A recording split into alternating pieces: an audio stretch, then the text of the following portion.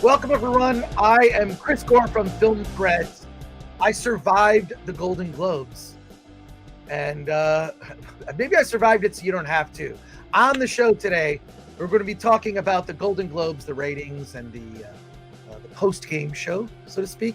Also, RRR is taking Hollywood by storm. We have video from the Q&A that was at the Directors Guild this past weekend. Also footage of the Natu dance, which won a Golden Globe for song. Good sign for RRR for the Oscars. We're going to be showing you a lot of video and fun stuff from that. Plus, Will Smith in Emancipation and an independent film, Candyland, that is playing in limited release in theaters. And I'm going to assume on VOD, which is a film you need to know about. Lots to discuss. Alan is going to be joining me. Alan, in fact, Alan here. Alan should just do the intro for. Oh, hey. Welcome to Hollywood on the Rocks. God. Where's the button here? Oh, fuck.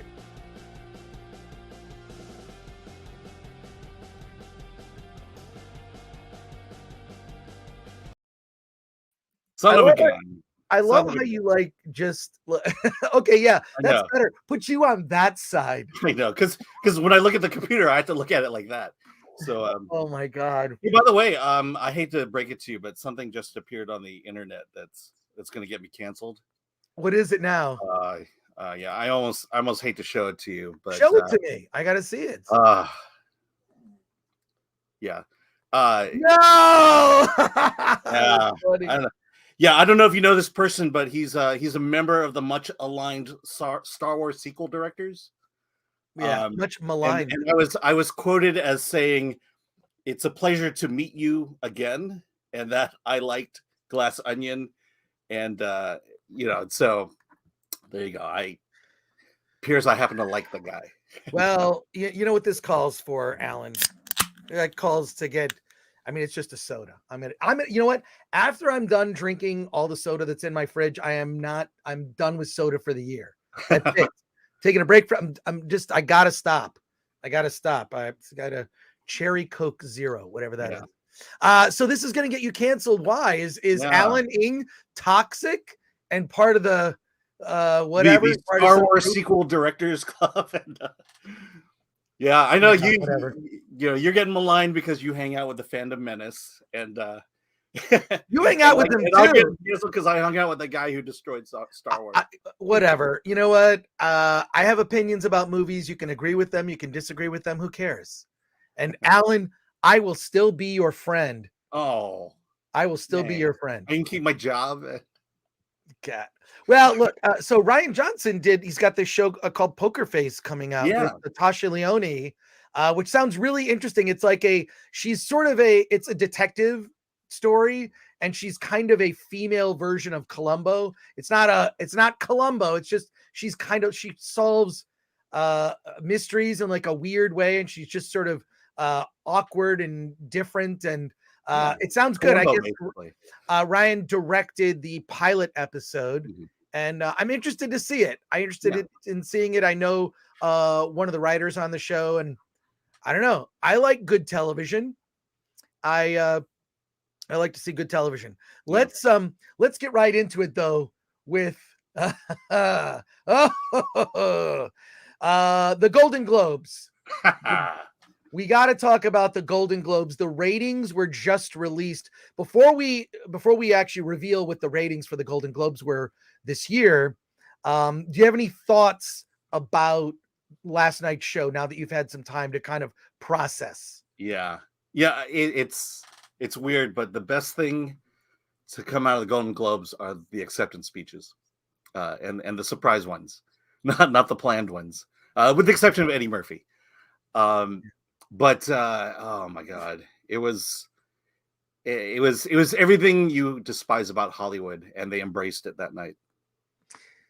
Yeah, it's again, what's interesting is actually the best part of the show were all the acceptance speeches, as you pointed out, and also I think the winners were pretty good. It was a pretty good mix of different. I mean, look, the purpose of an award show, I believe, is to number one, entertain you, be funny, interesting, maybe some cultural commentary, but not in a lectury way, but just like be entertaining. Secondarily, it's a way to discover a whole bunch of TV shows and movies you may not have known about had you not watched the show. So was it Black Bear, the Paul Walter Hauser show? I'm kind of Blackbird. It was Blackbird. Okay. I'm going to zoom in on this. We showed this chart last night. I want Alan to pay particular attention, Alan, to the wait, I want you to pay particular attention. This is, if you could explain this chart. This chart is the ratings of the Oscars and the Golden Globes, which are arguably two of the biggest award shows, right? These are the two biggest ones. But look at the numbers in gold, in the sort of orangish, that is the Golden Globes, and the blue is the Oscars. Look at these ratings for the Oscars in its height, the 43.7. This is over the last 20 years. Okay. The Oscars was getting Super Bowl type ratings. I mean, and many have said that they call it the gay Super Bowl, right? Yeah. So, I mean, are these the shares? I mean, that's audience share. So yeah. So 43.7, that's 43% of households were watching the Oscars. Correct. And Golden Globes were getting about half of that, which is incredibly impressive. 43% of households of people watching television at any given moment were watching the Oscars, and the Golden Globes were giving the Oscars a run for their money, arguably a more fun show, in particular when Ricky Gervais hosted. But that number, before, last year they were canceled. But that number there, Alan, the very last Golden Globes, the one that was done was a, what's that number there? The lower 6.9, 69. Yeah. But that was the COVID show. Right. So now, do you have any idea what the ratings are for that last night? To be generous, I'll say 10 something. No. You got to cut that. It's even lower. It's no. Is it 5? I mean, you can Google it and find it. 5.3 are the early ratings. Okay. So it dropped by 1.6. I think a lot of that having to do with that opening, that opening speech was, I mean, in addition to being unfunny and uncomfortable, I like the idea of sort of calling out, the organization on their BS. Yeah. But I think there was more to the story, but then it went on too long where it became all about Gerard Carmichael's experience rather than talking to an audience of potentially millions of people watching this at home. Yeah. Right. That's what it was. So plus it had that prime Tuesday night spot too, which the prime Tuesday night spot. But those ratings shouldn't surprise anybody. 5.3. Any other takeaways from the Golden Globes? Yeah, I want to talk about that opening monologue because I watched it again, got to think about it a little more. But oddly enough, that opening monologue was probably the most narcissistic moment you've ever seen in awards history. And that's saying something about the room they're in. Because that entire speech was about him. It was about me. It was, every sentence started with I did this. They called me. And he's talking about himself and how, I don't know, he just went about this long roundabout way of talking about how he didn't want to be the blackface of a white racist show, talking to people about whether he should do it or not. And, just kind of passive aggressively stating that everyone in that room's racist. The Hollywood foreign press is racist. But he ended it. The last thing he said is he did it for the people in the room who he admired. And that was a long way to get there. And not a single joke. It was just a story that, that was there to kind of dig into the people in the room and to make them uncomfortably laugh and applaud. And, and again, this is a TV show that's going out to the world, and he was speaking to the room. He was not speaking to us, the audience. And that ultimately is the reason that those first 10 minutes killed the broadcast. It really did. It sort of set, you could hear it was uncomfortable. It was silent during most of it. It did the sort of thing that you would do, say, in a concert or a spoken word, where he kind of sat down and leaned into the audience. Yeah, he's trying to pull a Bill Cosby, essentially. It didn't. Well, I mean, it depends on what you mean by pulling a Bill Cosby. Well, I mean, because Cosby just sits there and chats and talks, and right. And at least he had jokes. Cosby tells jokes in it, but it's about just sitting down, chatting about how he feels, and opining about his life. Well, there is another award show that you and I will be attending on Sunday. Alan and I'm going to show photographic proof. If you go to the Film Threat Instagram, I just posted some photos of you and I over the last couple of weeks, like going to events. You're feeding your dog on the stream? Yeah, I'm trying to get her to chew on this rawhide bone so she's not moaning throughout the whole the whole stream. All right. Well, that's good to hear. Yeah. But I think our overall impression of the Globes was hated it. But but there is another award show this weekend that I think is still going to be fraught with some of the same problems. It hasn't with our organization, the CCA, the Critics' Choice Awards. I think they really aspire to do a show that is entertaining and just tells you about the movies. It's also the show that more accurately predicts what the Oscar nominees are going to be, which, Alan, the Oscar nominees are going to be announced very soon. We're going to do a live cast. I think we're getting up at 5 a.m. to do it. What is that? Friday morning? Could you research it and find out? Yeah, I'll find out. Okay. In the meantime, Alan and I will be this Sunday, we're going to be at the Critics' Choice Awards. Alan and I are both voting members of that organization. It's a group of about 450 members, all film critics in various capacities. There are film critics in the organization that do YouTube, film critics in the organization that do radio, television, that write. It's a good cross section of lots of various types of critics.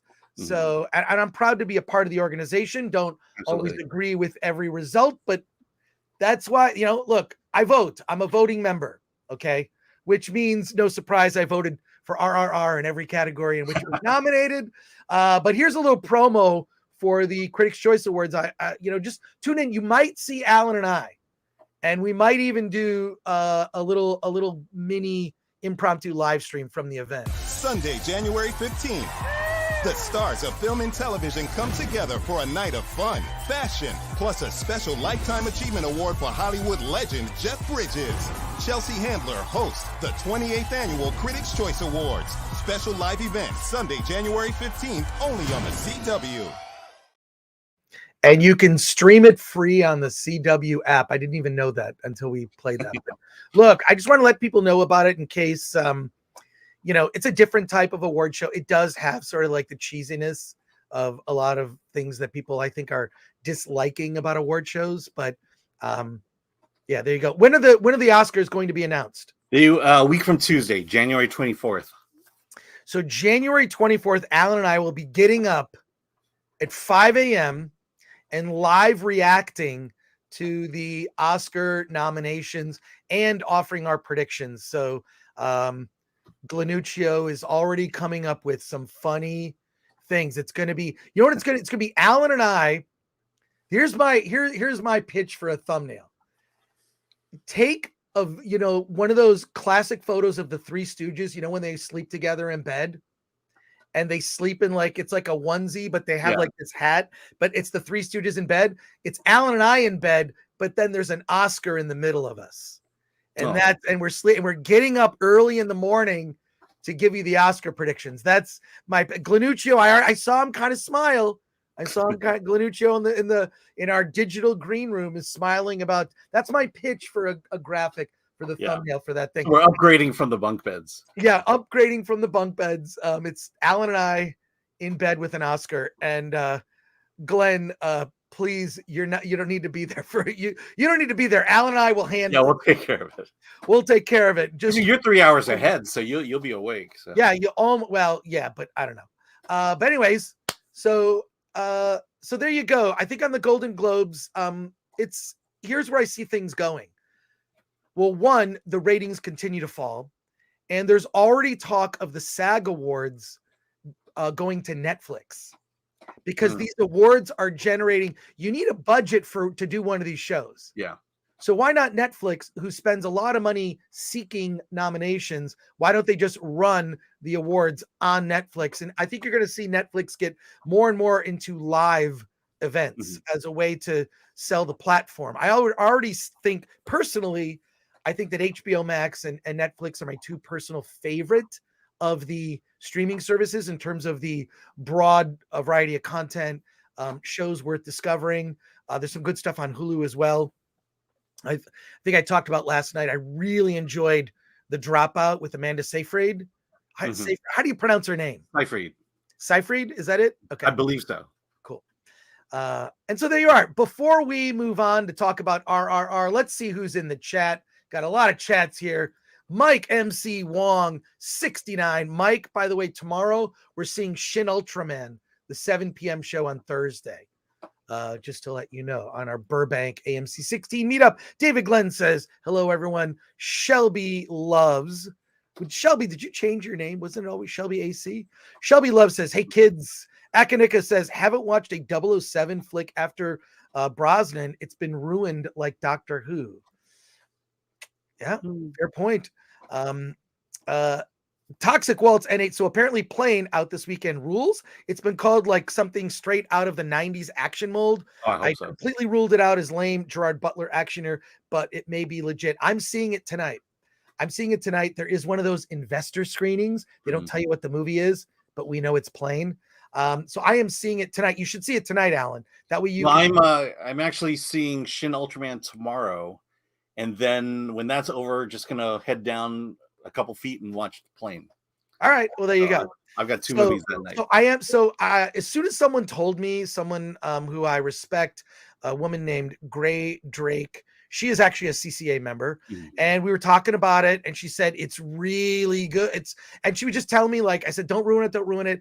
But I really respect her opinion, and convinced me to go, because originally I was not going to go see it. It looks stupid. So I am going to go see that. So Mike Colter is in it. That should improve the odds there. Yeah. Red Terror 1978 says, when is Chris Allen's assistant Gore going to start the stream? Wait, what? We were a couple minutes late, folks. We're trying to make the show better for you. John Manilang, Gerard Carmichael's opening monologue was the first cringe fest of 2023. Speak your truth, Chris, says Ninja Kick the Damn Rabbit, and thank you for being a member. Amanda Nowicki, I didn't survive the Golden Globes. Watching the 5 minutes I did gave me a cold. I will say this, if you just tuned in and you watched that first 5 minutes, why would you even continue to watch? And they do these things. They used to tell me this when I worked at G4, that they do these minute by minute ratings. And so when they realized that DV Tuesday was one of the most popular segments on the show, they put me at the end of the show. I'm like the weather. I was like the weather and sports of Attack of the Show. They were like, oh, people really, they tune in for DV Tuesday, then they'll tune away. Like, let's just put DV Tuesday at the end. So there you are. I mean, it's sad because the first thing that happened after the monologue was Kiwei Kwan winning Best Supporting Actor. Great speech. Kiwei Kwan, a great story. You know, he killed the lead-in. Yeah. And no one would argue that was a great supporting actor performance. Solomon Thornton, I am taking my mom to see RRR and she is excited. It's her first time seeing it. Also, the highlight of the Golden Globes was Eddie Murphy. If Eddie Murphy had hosted the show, and I think it was you, Alan, it was you or Dante James Shout out to Dante, subscribe to Verbal Riot, who pointed out there's only a few people who could host an award show that would get big ratings. One, Ricky Gervais, Dave Chappelle, Kevin Hart. I think would give him a chance, right? He was supposed to, and then they gave the Twitter power. Stupid. And then Bill Burr. That was Dante's suggestion, which I think is a great one. Just that's the only way you get the audience back. Jimmy Kimmel, I think they had Chris Rock to it, possibly. Well, I mean, Chris Rock, but let him do what, he was only a presenter or last year he was not. He's hosted it before, but right. But I think, as reparations from last year, I think letting him host it would have been a great thing to do. Yeah. Super chats here. Jimmy Bones for $1.99 says Eddie Murphy still brings the heat. That was a great comment. And Pilgrim Media says for $2 enjoyed your live stream last night. No, Eric. I have a story about Eric. He messaged me after he said he was in the digital green room and we didn't see him. Now we had a lot of things there. He could have private chatted. I told him that. I said, dude, private chat. So Eric promises me he felt bad about it. And I was like, dude, you could have called me or texted me. He said he was in the digital green room. He was waiting. And then, yeah. Because unfortunately, he would have appeared in the second row, which is obscured, at least on my screen. Yeah, exactly. So he didn't private chat. He didn't do anything. I explained to him. I said, look, dude, you got to, he was apologetic to me, actually. So, because I sent him, all I did was I texted him chicken emojis. I did. I texted him chicken emojis. Hey, Matthew Hammond for $4.99 says, I got the 4K Blu-ray of Groundhog Day. It was a great transfer. I would highly recommend it. It is one of Bill Murray's best movies. Agree. And also, by the way, here's what I got on 4K Blu-ray of the director's edition of Star Trek: The Motion Picture. Newly discovered footage, 4K. I'm excited.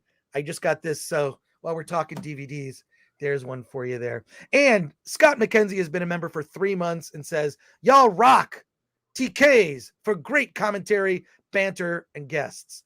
Awesome. We're going to do this. So we'll do the Oscar nomination show, which will be very early in the morning. We're also going to do an Oscar live stream that Paul Chato's going to be on, Paulie from Latino Slant, Dante James. Nerdrotic said he would be on our Oscar live stream. So assuming you invite him. Well, no. He was teasing me. He was teasing me at the end there. Annie McChain says it was the worst monologue for show I have ever seen. Davina Duckworth, who was very active in the chat last night. Always good to see you there. Says never heard of Gerard previously. It's a shame. He used to have a show called The Carmichael Show, and I really liked that show. What was it like? It was just basically him and his family, his new fiance, and they would get into a political discussion every episode, and they would present both sides of an issue, and then argue it out with comedy as a sitcom. It was brilliant, and I don't know what happened to him. So yeah, Alan is definitely trying to get canceled today. Well, there you go. Animina Chains says, I could see the Oscars being even worse than the Golden Globes. The level of unhinged narcissism will probably create a hurricane level smug cloud. Yeah, it's especially, but I am not a fan of Jimmy Kimmel. I used to be a fan of Jimmy Kimmel when he did the Man Show. I thought that show was smart, funny. It was hilarious. But there you go. Go Party Time says Chelsea Handler as host. Oh, I'm watching for sure. I don't always agree with her. I mean, I look, she's going to be, I think she's going to go nuts. So we'll see. What do you think of Chelsea Handler as host, Alan? If she, she's done good stuff before, but I'm kind of skeptical that we're not going to get another lecture. Well, knowing what her comedy has been lately, Mm-hmm. I'm kind of anticipating it, Definitely. Unfortunately. So Bear Down Adam says, can't wait for that live reaction. Chris, you better have 3 coffees minimum. I'll do that. Thank goodness Jennifer Lawrence paved the way for female award shows. Yes. Yeah, for sure. Praise the Lawrence, yes. Tree of Woe, it was bearable to watch only with Film Threat. Well, wait until you see our Oscar show is going to be even more intense because it goes for like 4 or 5 hours. I'm looking at last year. We did it for 6 hours, 20 minutes, and over 27,000 views. Almost 28,000 views. Well, John Manilang is here. Good to see you. Yeah, it was really good seeing Eddie Murphy own the room. He did own the room. That joke, he literally put to bed the Will Smith, Chris Rock slap thing that happened last year. He just he's the only one that could have gotten away with a joke like that. It's great. It's great. Jens Anderson of the Talri has been a member for 4 months and says, I have had great trouble trying to stream RRR in Sweden. I don't think it's I'll tell you how to do it. It's on Netflix US. Get a VPN, sign up for a VPN service, and then switch it over to the United States. Switch it to the United States, and then you can watch it. Shh, between you and me. Robot Doos says it's funny how some people they played the music for and others they just let ramble on. Yeah, I felt the same way. That was weird. Davina Duckworth, I would like to see Bill Burr off the leash. Hell yeah, that would be awesome. Alan Horkin is here. Chris complains about overlong movies but praises Star Trek, the slow motion picture. Hey, this movie earned the long running time. It's not 3 hours, it's like 220. So hold your horses on that. Barton Bella, if you stream on Rumble, it gives you somewhere to go when YouTube cuts it off for copyright. I was just contacted by Rumble. I have to go through a sign-up process. We will be on Rumble before the end of the month. And I have another very exciting announcement. And then we'll dual stream. Is that the deal? Yeah. Oh, and John Maniling says, yeah, you guys had a great panel yesterday during the live stream. Would love to see that again during the Oscars. It's happening. Yeah. And it's a watch party. People don't understand. We're not streaming the Golden Globes because that would be illegal. Our channel would be canceled. And we cannot do that. It's a second screen experience. That means what you have to do is you watch the Golden Globes and on your TV, and then you keep us on your phone or tablet, computer, whatever, and then you can chat. You can vary the volume on either, but it's a second screen experience. That's what a watch party is. And then I want to say thank you to new members. Ganja Gamers is a member, and Master Austin. So thank you for that. All right, Alan, I think it's time to pivot. All right. It's time to pivot. Should we talk about should we do a review? We have Candyland review, Emancipation review, and we have RRR takes Hollywood by storm. Yeah, I'll let you decide. Okay, cool. All right, let's talk. All right, good. Let's do this. Let's talk RRR. Hang on just a minute. Okay, I know you're all tired of me talking about RRR, the movie written and directed by the brilliantly talented S.S. Rajamouli. You can watch Bahubali 1 and 2 on Netflix. I also recommend seeking out a film called Iga. Rajamouli is a modern master. I believe that RRR is his masterpiece. It is a movie that is, I believe, a gift to the world. RRR is also a film that, while it's based on true events, takes a lot of creative license with the heroism by its two lead characters, Ram and Beam. It's a movie that defies genre. It is an action movie.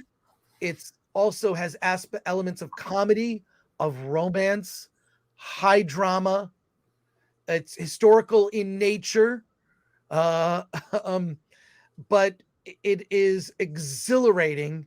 It's an exhilarating 3-hour experience. It's also a musical with specifically a dance number about a third of the way into the movie that is spectacular, having won having won Best Song at the Golden Globes. I fully expect it to be nominated for Best Song for the Oscars. I attended a screening in Hollywood of the film. I have my collectible ticket here just to show you. I was very excited to be one of the lucky 900 plus people that got into the screening, and I was given by fans there RRR for Oscars. It's a legit campaign trying to get this Hollywood movie nominated for an Oscar. It is well deserved, and it deserves a place in the best picture category. The fandom for this film is off the charts. There are parts of the film where people just went nuts. Alan and I have been fortunate enough, because we're part of the Critics' Choice Awards. We get invited to events. They're effectively lobbying you. Mhm. So they'll invite you. I mean, I'll just tell you straight up. They'll invite Alan and I to a screening of the movie, and there'll be a reception after with the actors and or creatives in attendance. There is serving of drinks and appetizers. And I don't know. Alan never saw an appetizer. Love appetizers. Well, appetizers become dinner. My recommendation is always go for the protein. If they have chicken skewers or sushi, go for the protein. Don't go for the carbs like chips. Don't do that. Yeah. Chips and guac. Stay away. The tofu tacos. Oh boy. There were tofu tacos. No. But Alan and I were fortunate enough to go to a couple things. We went to a screening. I did not attend the screening, but it was the I gotta zoom in on this. Yeah. We went to an event at the DGA where I got to meet NTR, who plays Beam. Can you see this? Yeah. Can you see? Okay, cool. That's on my personal Instagram. It was an honor to meet him. You and I hung out. I met Rajamu Lee there. They didn't have to convince me. And Alan did a great. Okay, by the way, that's a still. Do you know how long Alan and I worked on getting that? We got the dance going. Okay, that's my personal Instagram is That's Chris Gore. There was a Q&A there that was amazing, where we were sitting in the first few rows and just got to hear, just talk about the making of this movie. It's insane. It was shot over the course of 322 days. And again, I'll say this movie is a gift to the world. Wait, let's see if I can. So we plan for one sequence, we shoot the whole sequence, and take a break from the shoot, not take a whole break from the shoot, and prep for the next episode and shoot it. So it goes linearly.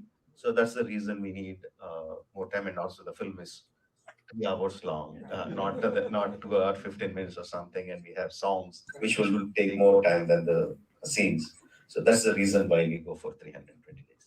You know, you're at the DGA when you say how many shooting days, 320, and the entire audience goes, oh! Both of them are great dancers, and the requirement of the stories that they dance, and obviously the song has to be catchy. I don't need to tell him that. That's quite obvious. What we were discussing more is like, how do we kill the heroes? So what is the lead that is coming up to that point? So what is the flow of the emotion that is coming up to that point, and how should it break open into the song? That's what we do for a majority of for the background score and the songs also. Discuss the emotion and what needs to be conveyed to the audience at that point of time. We discuss very little music actually. Okay. Both of them are great dancers, and the requirement of the stories that they dance, and obviously the song has to be catchy. You get the idea. And then Alan, I posted, I don't know if you saw this, just went up. I didn't see that. What is your attitude here? What is that face you're making? Oh, it was just take the damn picture. Well, I mean, come on. You look a little like, take this away. No, if you look at the picture before and after this one, I'm fine. But it was just like, how long are you going to stand there posing that way? Do you see Alan holding this thing? It says Film Threat Perks. Didn't you see that? Like that's, look, I don't know. I'm toasting with someone. There's us doing we're caught with appetizers and beer. This is our friend Hillary. Look at my She's also a CCA member. Meeting NTR. There you go. Just more. So Yeah. I guess the message is, don't let it fool you. It looks like Alan and I are good friends and we're smiling. That's not always the case. It's not always the case here. Yeah. So I'm kidding. Like when we discussed Film Threat off. Yeah, exactly. But get heated. look, I've been talking about this movie forever. I just want everyone to see it. It is going to be an Oscar contender. But one of the last thing I want to share with you before we move on is I got to go see a screening of RRR at the TCL Chinese Theater in Hollywood, which turned into, first of all, it was huge. People were in line at 8:30 a.m. for the overflow line. That's the additional tickets. People don't show up to these things sometimes, and additional tickets are available to people who get in line. It's just first come, first serve. That line was insane. I got there like around 5 o'clock. They let everyone in at 6. And then the movie didn't even start till 7:30. It was crazy. It was crazy. But what was interesting was, I have to tell this story. People from Beyond Fest, shout out to them. What a great organization. Beyond Fest. Subscribe to their newsletter with the American Cinematheque. If you live in Los Angeles, one of the perks of living here is being able to go to screenings of movies where the filmmakers are in attendance. So J.J. Abrams was brought up to the stage to introduce SS Rajamouli. To me, Rajamouli is a much greater talent than J.J. Abrams. Don't get me started. But there were, he got sort of polite applause. And people booed. You know what? Confirmation. Paulie from Latino Slant, who was on our Golden Globe stream last night, I talked to him like, people booed? It was like, oh yeah, people booed. It was weird. I heard someone say, you mean the guy who effed up Star Wars? So yeah. But he was very, very gracious. He introduced Rajamouli, and then he got up, and of course, as everyone I've met from that's involved with RRR is incredibly humble. I don't think they realize like what they've created, and just how it's. Yeah, Paulie, I booed you. Yeah, you're the boo I heard. You weren't the only one. You weren't the only one, Paulie. But I want to show the video of what it was like. So this is the TCL Chinese Theater, formerly the Man Chinese Theater, where you've got all the feet in cement, all the different, Robert Downey Jr.'s in cement, Jack Nicholson, C-3PO and R2-D2 you can find in cement preserved in front of the theater. It's a very famous tourist attraction. But when the Natu Natu dance sequence came up, you might have seen this last night. We played on the during our Globe stream, but I really want to play it again. You might want to turn the volume down on it, just so. The volume down. Oh yeah, I'll turn the volume down. Yeah. So I'll turn the volume down on this, but I want to show you what happens when the Natu Natu sequence came up. This was the craziness that you witnessed. We'll talk over it too, Alan. Talk over it. I'd like to hear your impressions. This is because when the Natu Natu sequence came on, there were people that I saw at that were wearing suspenders. There was a girl wearing suspenders, a bunch of guys wearing, like they're trying to recreate the dance sequence that's happening on screen. This is also something that apparently has happened in screenings in India, but this phenomenon has now reached stateside here in the US. So check this out. I'll turn the audio lower and we'll talk over it, but check it out.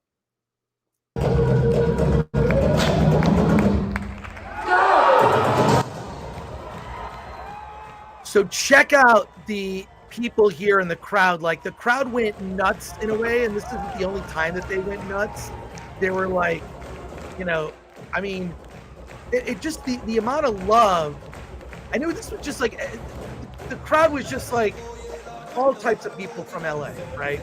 But the fact that people know it well enough now to dance to it is kind of crazy. Alan, how good are your moves? Oh yeah, I'm as good as these people dancing along with it. You think so? All right. Well, I mean, look at that. I mean, the funny thing is when they, a big part of that interview after our screening with SS Rajamouli, they talked about the song, and Right. they talked about not only it took 2 weeks to film it, and then you also had the rehearsal leading up to it, and but what Rajamouli was going for was perfect synchronization, and that's why that's why every take was taken so many times, and why it looked so spectacular when it finally made it to the screen. Well, he was looking for perfect synchronization, Yeah. with the majority of people. The main thing were the two lead characters, Beam and Ram, had to be like in perfect sync for it to really work. But like, there's a whole Yeah. story. Even as look at more people are still filtering in. Paulie from Latino Slant, shout out to him. It was like being at a rock concert. I've never experienced anything like it. So there you go. Yeah, I love it. I love it. Yeah, and if you look down in that crowd of dancers, the one with the hat and the mustache is Polly. Oh yeah, no, it's not. Paul was actually sitting. He was sitting directly in front of me, but even the people in the audience were standing up, taking video. I mean, it was like, it was. I even suggested to the Beyond Fest folks. I said, look, this movie's huge. This screening, by the way, 900 people at the screening. The screening sold out in 90 seconds. The tickets went on sale. I forgot it was like noon on a certain day, and I missed it, but was able to get tickets. That they should do this at the Hollywood Bowl. Yeah. They really need to just play, just do a. Hollywood Bowl holds almost 20,000 people. It still would sell out in a short amount of time, but at least a lot. There's Paulie standing right there. Paulie, good to see you. That's Paulie clapping with the hat on. I love it. It's so great, man. It was so great. And then we hung out after. There's Paulie's back. Sit down, Paulie. I mean, look at this. This is people in Los Angeles. Okay. Now, and this, oh my God, this is Hollywood. This is the heart of Hollywood. That the most difficult location to get to in LA. Yeah. And then the enthusiasm by the crowd is just like, it's crazy. Yeah. But Paulie says, haha, was pure joy that night, guys. A win for cinema. It was just awesome. Yeah. But yeah, I would go to the Hollywood Bowl if they did it. Yeah, no, it was just, there's a whole story even in the sequence. It's not just a musical number for no reason. There's a story behind it, right? He's trying to win the affection of Jenny. Beam is. He's also kind of on a secret mission. He has ulterior motives, but not nefarious ulterior. Oh man, it just, God, it was crazy to be there at the event. Now, I could talk about RRR more. I mean, we know. Well, I've got video. Would you like me to share? Okay. Would you like me to share? I have more video. Yeah. From interviews with Rajamouli. Would you like to see that, or are we moving on? We've got some time. Let's do this. This is from the Directors Guild of America. I ran it at the last minute and I sat next to you. I know, you didn't even know it. This was totally, and I'm going to play some of these clips, and then we'll go to your comments. So here we go. This is NTR and SS Rajamouli at the Directors Guild of America just talking about the movie. These are some quick clips. They're like, short. Now I won't play everything, but some highlights. I never got to ask this question to him. Definitely, I expected. It wasn't fun for sure. We'll get into that. I expected reception, this kind of good reception from Indians in India and across the globe, Indians across the globe, because it is for them that I made the film. But from the West, never in my wildest dreams did I anticipate the kind of reception. Never in my wildest dreams did I imagine that I would come, stand here in front of the screen in Directors Guild and get a reception like this. I never expected. But I don't know. I didn't get to know from him. Did he expect this kind of reception from outside Indians? Well, definitely not. I think, I was, it's kind of very emotional for me. LA has been a holiday spot. America has been a holiday spot. It was a nation where I would come and visit my family. But today, sitting in LA, oh well, I'm a little emotional here. Sorry, but you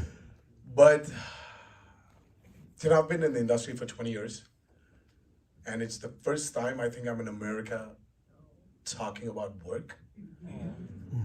And this achievement is only because of my directors, great directors I've worked with, and my only guiding soul, Rajamouli. And I really feel that I've achieved something. And West has, I mean, you know, we come from Rajamouli said it many times, you know, we come from a very small industry called the Telugu film industry. And thanks to him, it's not small anymore. I think Rajamouli is one such director who's united us. You know, we were aliens, we're not aliens anymore. You know, we're all one big global film industry. And thank you so much for this response for RRR. I mean, we're truly indebted. Thank you. Yeah, that's I feel like I want to share more of these clips. What does the chat say? Would you like to see more of these clips? That was a longer one, but I have a lot of ones that are like a minute long. Yeah, I mean they do go on quite a bit on some of the questions. One thing I have to say is just the humility of these guys, just the wide-eyed wonder of just succeeding in America, being beyond their wildest dreams, and you almost I kept thinking, I hope Hollywood never gets to these guys. You know, I hope, you know, just keep making their movies. Yeah, I this is my fear, is that SS Rajamouli will be sucked into Hollywood, be offered insane amounts of money to make a Marvel movie or a Star Wars movie or something. Yeah. But the lesson from RRR and its global success is that the themes and ideas resonate with everyone. There's no the storytelling and character are far above any agenda. I mean, you could certainly read some things into it, and I always find I point out that the movie politically is sort of in two minds. Like it will appeal to a certain side politically because of the anti-colonialism. At the same time, there's also a message of, you know, if we all had guns, we wouldn't have been taken over by the British.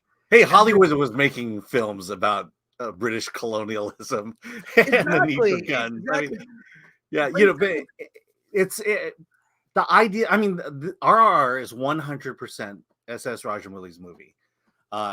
He made every single decision on his own. This was his vision.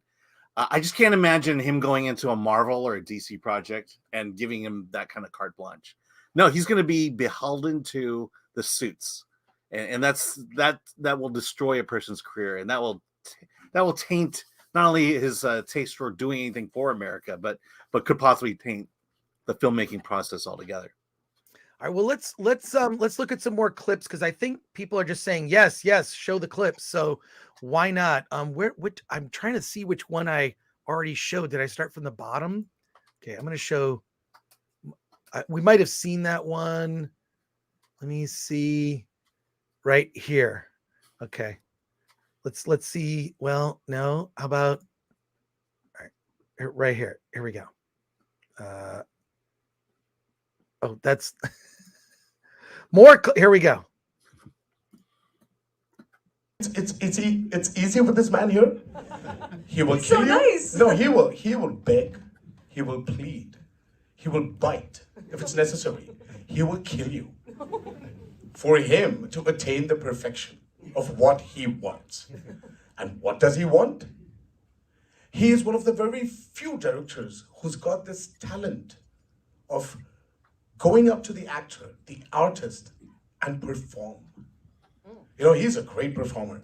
I don't know how many have seen Bahubali. But there's a scene where he really performs. You know, he's a great actor himself. So he wants it. He will not settle for 90, 99, or 99.9. he wants 100, he'll be happy if you can give him 110. But he will use only that 100. Yeah, it was all this, like, all very. I'll show some more. I'll show a couple of more. And what I'll do is I'll post these videos on the channel.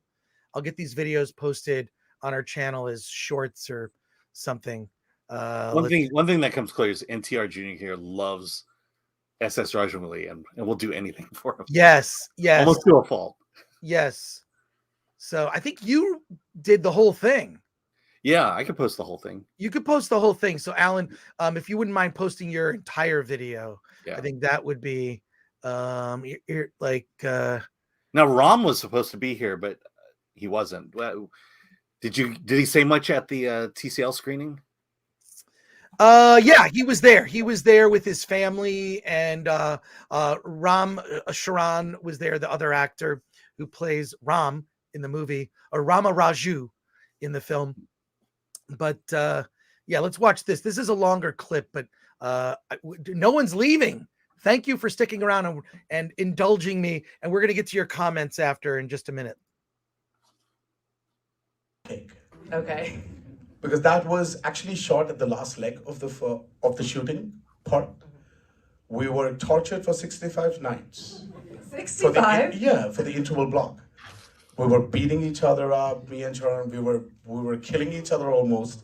You know, we started with apologizing each other because Rajamouli really wanted us to hit each other. You know, he wanted the contact.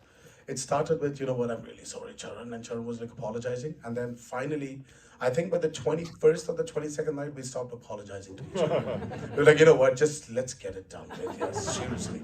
You know what, let's not waste time apologizing. We thought it's done. And that's when he brings this bazooka called Natu Natu. I mean, see, we've done complicated steps. Natu Natu is not about the step being complicated as such. It was the synchronization aspect which Rajamouli always stressed on. You know, his idea, if you actually see Natu Natu, I feel that there are very few songs which have an introduction, a middle, and an ending. Natu Natu is a story by itself in RRR. When two friends are too deep into each other, you don't need to look at each other. You just become one soul. You know what the other person is going to do. You can predict what he's going to do. You know when he's going to lift his hand, you know when he's going to shake his leg, you know when he's going to groove or when he's going to stretch his legs and go down, you know? So it's just his emotion. Correct me, I'm sorry. I'm getting into the story part. Well, this is what I've understood. Or you made me understand. So it's about two friends being in sync with each other. And when we were shooting for that song, you know, we shot that song for about 12 days. Thanks to Ukraine. Yes, it The was shot in sun Ukraine. used to rise up at 6 and set at 9 in the night. So this man would torture us from 8 to 8, then get us back to the room, make us wear tees and tracks, make us rehearse for another 1 hour. We would probably sleep at 11:30, wake up at 5:30 and again run to shoot. And this happened after 7 days of rehearsals already. He was so hell-bent on the synchronization. He had this big monitor. It was almost that big, I think. He was just step freezing the shots, seeing if the legs went together, the hands were in the perfect sync. I was like, why? Like, Jesus, why? Why are you doing this? But, you know, I never understood why he's stressing on that synchronization so much. But when the promo of Natu Natu released, the first thing I saw on social media, the first reactions I saw on social media was like everybody were talking about that synchronization. And this, I think, after a very long time, Rajamouli actually shocked me. Because this person doesn't shock me anymore. You know, I know he's too predictable. He's too predictable for me. But that's when I was shocked. Do you remember that call? I called him and I was like, how? How do you do this? I mean, like, how do you know that people are going to stress on that? And then the only thing he does is smile. Look at him. And that's the only thing he does. He doesn't let us, he doesn't give us this trick of his, the trade secret, right? His formula of making successful films. Do you have one? I'm not going to give it down. So, anyways, yeah, they're all like that good. Like, we'll post the entire, all of the, Alan, I think, recorded the entire Q&A, which was about from start to finish. From start to finish. So Alan, if you wouldn't mind posting that so everyone can watch it uninterrupted. But these clips just show you the amount of passion and heart. And this is really what it takes. And I look at modern Hollywood today, and it's really distressing that they don't see why other film industries around the world are succeeding. We could talk about Telugu movies, but South Korea, Korean cinema, in particular Korean horror, and even Korean television shows like Extraordinary Attorney Woo, which is on Netflix currently. I always like to, we can look at sort of like, Star Wars is kind of lame now, and Marvel is kind of, whether you like the new Marvel stuff or not, you have to admit it's kind of getting like it feels like they've reached sort of the bottom of the barrel with that, and maybe need to do something new, and we'll see. I'm mostly an optimistic person when it comes to this stuff, but at the same time, I'm not going to wallow in the fact that a lot of the major franchises are just not being handled by caretakers who show respect for their audience. Does that make sense? And it's pretty obvious. I don't know what your thoughts on that are, Alan, but yeah, no, I'll continue to say it. You want good stuff, go outside the United States, because they're not encumbered by the woke BS that we are. They're just trying to make their stuff for their audiences, for that matter. But it's refreshing and in a way more uncensored, definitely by U.S. standards. We've got a couple other movies we're going to review today and discuss. But let's get to your comments about RRR and just see the movie. Starting from the bottom here, BMO Better says Hollywood might be. Thank you for being a member. Jagar says this feels genuine and not staged, like most Hollywood interviews with stars and directors about their movies. Well, it's a post-screening Q&A that's different than that kind of phony junket where you're like, hey, did you do any like pranks on the set? Like these dumb, those kind of journalists usually ask the same 5 questions. And it's and then we have the actors who are not trying to get canceled, giving very measured political responses. Precisely. Latino Slant says, if you're a fan of cinema, this film is a must. And Jagar says, Hollywood would call that gay, not friendship. Unfortunately, yeah, like, and I've even seen people try to say, well, the homoerotic, like, not everything is 2 men can just be friends, 2 women can just be friends. And you know what? It doesn't matter. It doesn't matter.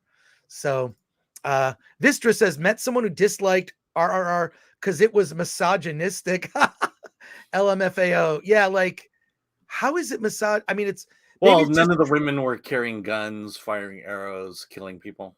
It wasn't traditional.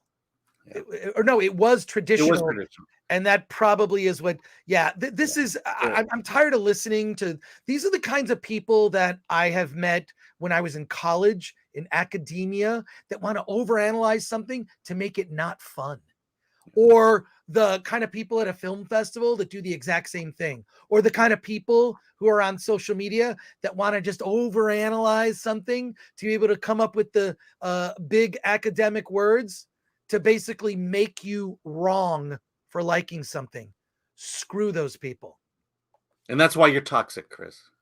Exactly. Don't watch the video on that.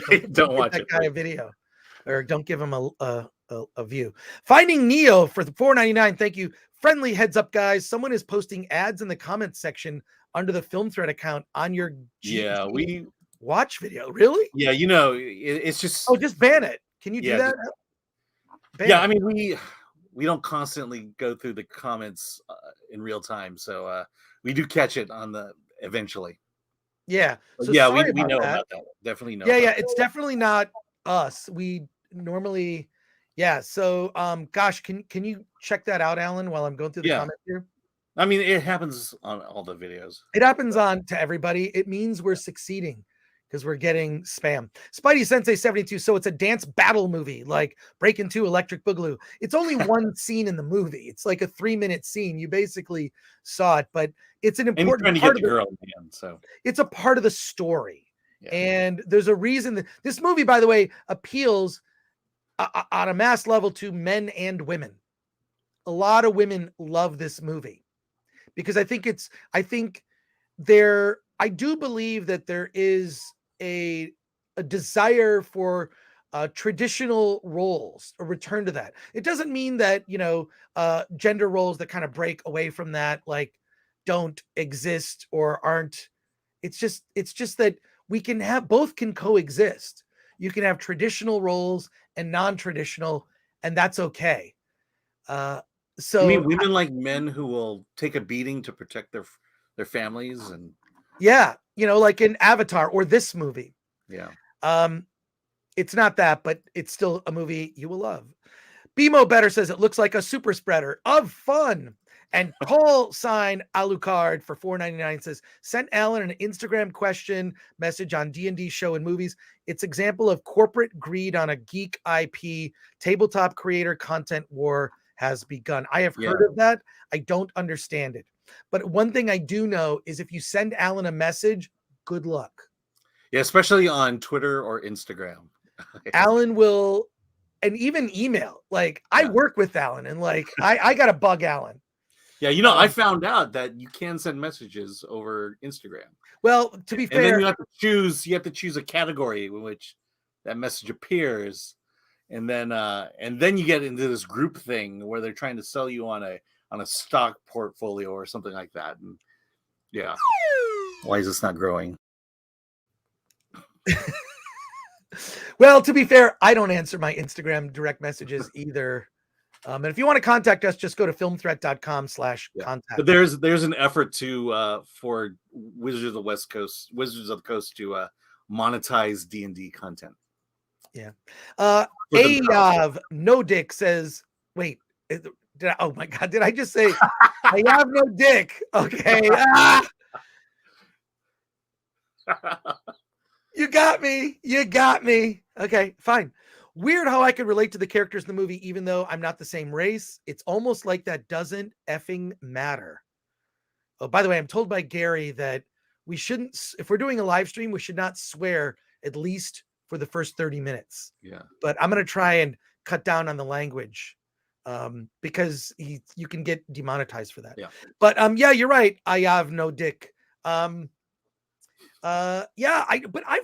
grew up watching like Asian cinema, and then I grew up watching like French films and like movies from all over the world. So I never really thought about it, but it's like, so what's weird is you see people call that stuff out. And I'm just like, oh, I didn't even think about it. I just like a character whose story I can relate to, like people who are being oppressed. Like I can relate. Like I see it, and this is a thing that is wrong, and I want to see justice. And yeah, you relate to experiences in stories and on screen. You don't relate to the color of people's skins. Alan, put that on a t-shirt. It's such a like, gotta be a big t-shirt there. I wish you could teach that to the young, anger addicted adult children on social media who constantly like harp on these things. Yeah. Kind of weird. CD Stein 69 says RRR. The In Connection can see the sequel now. They are talking about a sequel. We'll see how realistic that is. Yeah. No, the look we got was, yeah, they're talking. Yeah, I know, because it was asked like about the sequel, and we talked to them at the the little reception where they had Vindaloo tacos, which was interesting. Toxic Waltz N8 says, maybe a hot take, but I despise the Best Song Award. Really? Songs made for award-winning films are solely to hop on that EGOT nonsense for musical artists? I get it. Yeah. I get it. Yeah. But, I mean, if you look at the Golden Globes, the best songs, only one of the songs was used in the movie, and that was Not To. All the other songs were the post-credit song. Right. And it has not, again, you could cut the song out and it changes the movie in no way. Juan Biscuit says, F that. You know what he said. And then Bert for 2 says triple letter, triple feature with XXX1, XXX2, and RRR. So there you go. And then Ryan Landis pointing out, we saw those pictures earlier. You guys look like buddy cops. Yeah. So subscribe also to Alan's Instagram. It's Film Threat Alan. So, oh wait, I'm missing some of these. Ryan Landis goes on to say, Chris Gore's jacket is a tribute to the Fonz. So someone says, Chris, you ride a motorcycle? I used to ride a motorcycle. I had a 1972 Triumph Daytona 500 that I stripped to the frame and then put back together, had the gas tank painted by a buddy of mine. And it was black and chrome. I'll find a photo of it. I'll find a picture of it somewhere to show you guys. But I used to ride a motorcycle in LA, not because I wanted to be cool. Let me just explain. At the time when I moved to LA with my then girlfriend, she drove the car, which was a 1965 Ford Fairlane, which I also worked on because I could change the oil, do stuff like that. But we're like, well, we need a second vehicle. And I was like, well, we can't really afford a second car. So I got a motorcycle for practical reasons, because the insurance for a motorcycle at the time was like $100 a year because it was a classic bike. Then I would spend less than $5 a week on gas. Also, I never had to pay for parking. And the one thing I did whenever I drove my motorcycle, I never drank alcohol. So it was a way to like, I'll go to the bar with my friends, but they would mock me for drinking because I like the taste of beer. They would mock me for drinking non-alcoholic beer. There are many that, look, you might think I'm cool. I'm definitely not cool, but I got that leather jacket at Burlington Coat Factory. I have a lot of leather jackets and I still enjoy them. But I am thinking the problem is riding a motorcycle in Los Angeles is dangerous. Absolutely. And especially today with people being on their phones, you can't sit in traffic without not seeing someone on their effing phone. So there you go. I used and to then, and then add rain to that, and it's especially more dangerous. Yeah. So there you go. Ken Bogus says, I need an XXX version of RRR starring HHH. Ken Bogus doing some great, if you look at our community feed on the Film Threat YouTube channel, a lot of graphics done by people who hang out in our Discord. If you do become a member of the Film Threat channel, you get access to our Discord. You can just be a member for like a month and then you can just, you get access to the Discord. So there you go. And at the moment, we're all very nice to each other. Yeah. Oh, interesting. Robot Dues says Rings of Power has been snubbed in every award show. It's glorious. Oh, no. And they mounted a campaign, by the way. Brock Samsonite says YouTube is cracking down on enforcement of terms of service because they saw what Musk did to Twitter and they don't want to start losing their advertisers. Is that true? I think they've been losing their advertisers. Because I noticed more and more ads are showing up on videos. And, every 5 minutes, it seems like. Yeah. So, okay. So there's a lot of spam. Is that what you're saying? Well, Brock Samsonite? The spam, like, we're getting spam. We're just, okay. So I think we're following the terms of service, but we can, look, we'll curb the language, let's say, for the time being. And Toxic Walt 10-8 says he's going to have those pics framed and hung on the wall behind him. And Sean Z Comic Construct said, do you think there will be more Bollywood movies coming to theaters in America? This movie technically is Tollywood, which is Telugu. Different. It's India is a very large country, has many film industries. And they've got about 7 or more different film industries. Tollywood is small. It's the language is Telugu. Bollywood is Hindi. But yeah, there are more. I mean, like I'm looking, there's one we're reviewing at the end of this month by a recommendation of someone in the chat. Yeah. So more and more are opening, at least at the AMC theaters in Los Angeles. You have to pay attention. They don't really advertise them. Just look on whatever new movies open on a Thursday. And oddly, a lot of these Indian films, they're Indian films, there are Spanish language films. There's a lot of, there are Korean films, Decision to Leave, played at AMC. So you kind of have to, this is what I like, that AMC has enough screens that they can throw in, you know, an Indian film, Korean, whatever. Yeah, that's what I was gonna say. The AMC that I go to has 30 screens. Wow. And wow. with the fact that there are not that many regular films out this year, there's at least 4 to 5 Asian films, Indian, Chinese, Korean, even Latin American films. They're always showing something. So there's a need for these movie theaters to fill seats.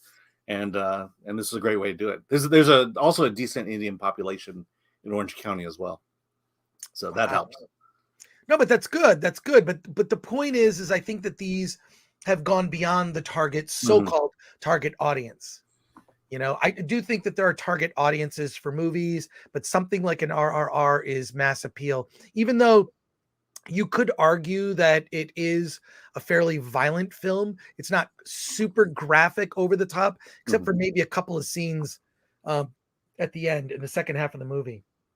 It gets a little violent. A lot of the violence is very comic bookish, cartoony. Excuse me. Brock Samsonite says it's several areas they're cracking down on. It's also violent images in the first 30 seconds, specifically video game violence. Yeah. We're going to have to pay attention to that. We'll have to be careful with the photos that we show at the beginning. Yeah. But they're also going after, video to gamers who are playing like Call of Duty or Fortnite or something. Oh, interesting. I was unaware of that. Yeah. Ken Bogus says HHH Triple H for those who didn't get my lame joke. Yeah. It's all right. Alphin Craft says, you guys have any information or interest about Megalopolis, the latest effort from Coppola? I'm asking because Grace Lamoff is already pooping on it. This is going to be fun for me to come up with alternative words. I remember once back in the day, I had friends that worked at the TV show Ren and Stimpy, and one of the network notes was that they couldn't use the word booger in reference to a booger, so it forced the creator, the cartoonists, they came up with the term nose goblin instead of using the term booger, which I actually think is better. It's funnier. But yeah, I've heard of Megalopolis. I have not seen it.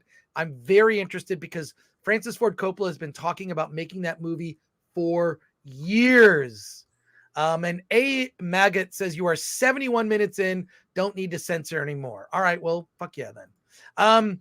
Matthew Murphy has just become a YouTube member. We appreciate that. Almost through your comments here. I like to get to them all.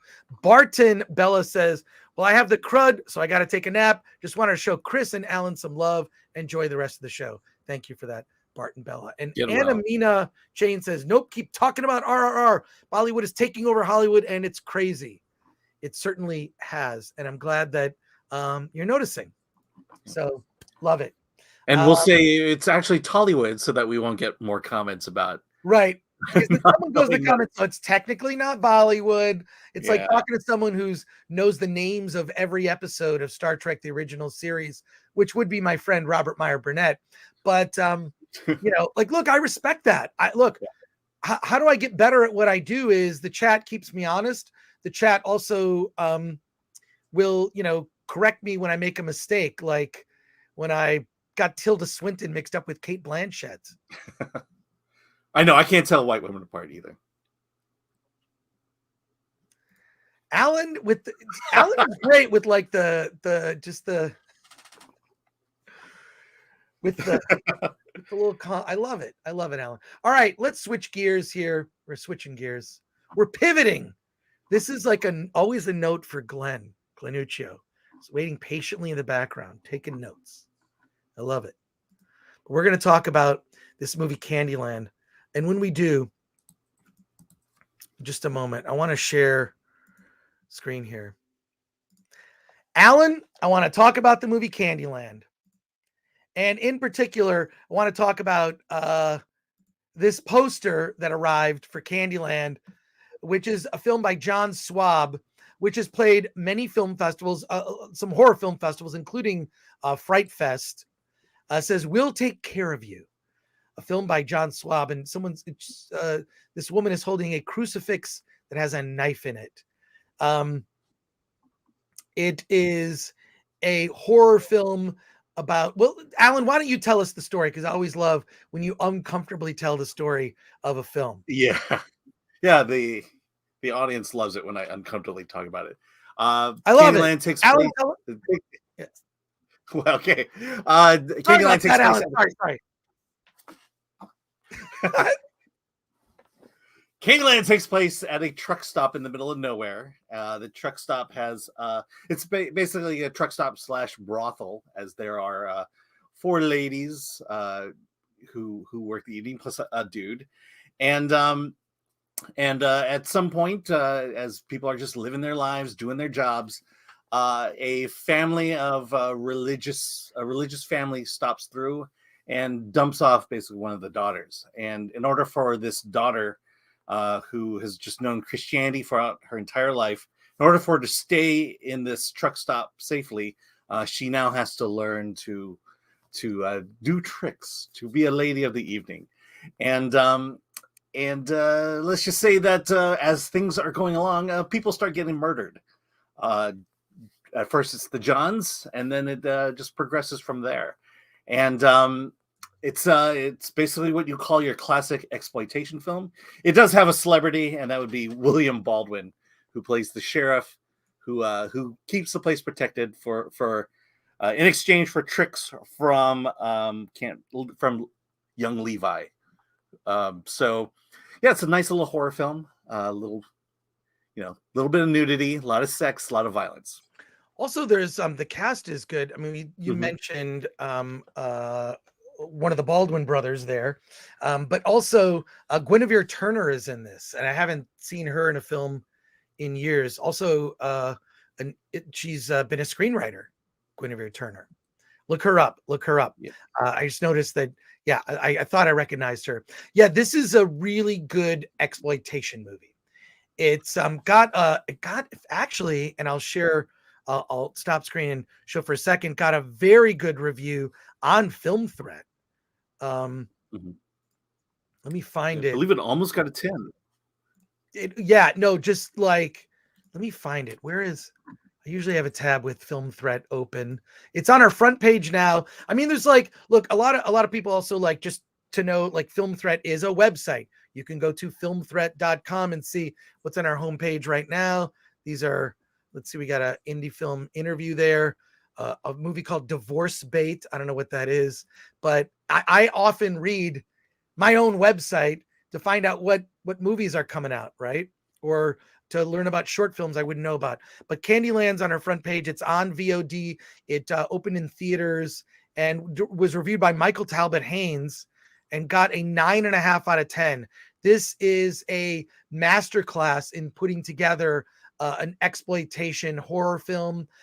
Goes very dark. The opening scene of the movie, and you know what I'm talking about, Alan, is, I don't want to say it's graphic, but it's a shocking act of love taking place in the front cab of a truck between a woman and a trucker.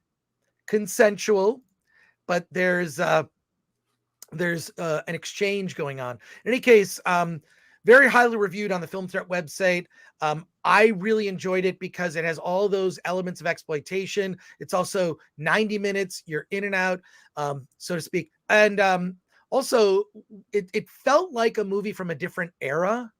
It felt like this could have been made in the 70s, right? They didn't lean into everything about technology or whatever. And it was interesting how they used this sort of code. A trucker will be coming to a truck stop and have a secret code to go to a channel to discuss terms. So they do use they've got hey, CB radios and whatnot. Yeah. God, my dad had a CB radio when I was a kid. He thought it was fun to just listen in on police reports and weird stuff like that. Anyways, it's a really good, solid exploitation movie.